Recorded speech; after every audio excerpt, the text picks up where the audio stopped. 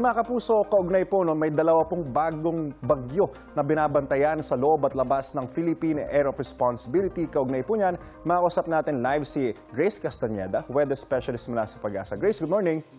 Yes, good morning din po, Anjo, and sa ating mga taga-subaybay. Base po sa inyong latest forecast, no, pagkatapos mag-landfall o lumapit ng husto sa northern zone nitong Bagyong Luis, imbis na tumawid po sa ating kalupaan, ay lalayo ito sa ating bansa at kikilos pa silangan. Ano po kaya yung dahilan? May kinalaman po kaya dyan itong Typhoon Dolphin?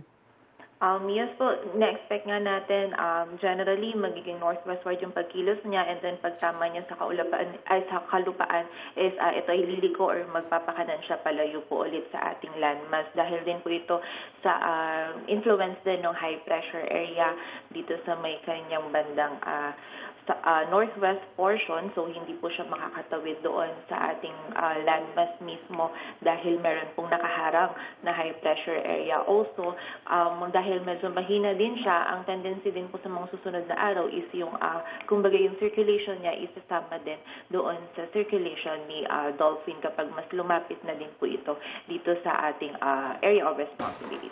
Ms. Grace, hanggang kailan kaya uulanin ang Metro Manila dahil po dito kay Bagyong Luis? Dito dahil kay Bagyong Luis, expect natin hanggang bukas yung mga pag-ulan dito sa Metro Manila and most of Luzon. And then by Wednesday onwards naman, patuloy din po yung mga pag-ulan natin. Pero dahil naman ito sa habagat na ina-expect natin na i-enhance naman ni Typhoon Dolphin. Ms. Grace, bakit kaya mahina pa rin yung habagat kahit nandyan po si Bagyong Luis?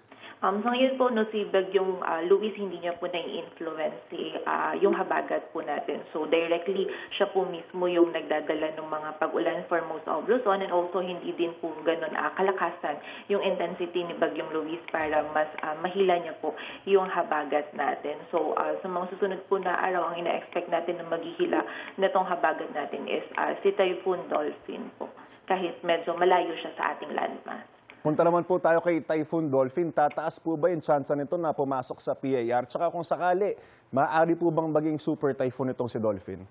So ngayon, hindi po natin i-rule out yung pagpasok niya sa ating area of responsibility, and not ruled out din po yung intensification niya dahil nasa karagatan pa po ito. But ang nakikita po natin ngayon na mas likely na scenario is pwedeng sumilip siya sa PAR natin, or pwede din namang dumaan lang siya dun sa may northeastern boundary ng PAR natin. So likely magiging malayo po siya sa anumang bahagi ng landmass natin. Wala siyang magiging direct effect, pero yung habagat yung i-enhance niya. So yung habagat enhanced by Bagyong Dolphin po yung magdudulot ng mga pag-ulan pa din for the rest of this week.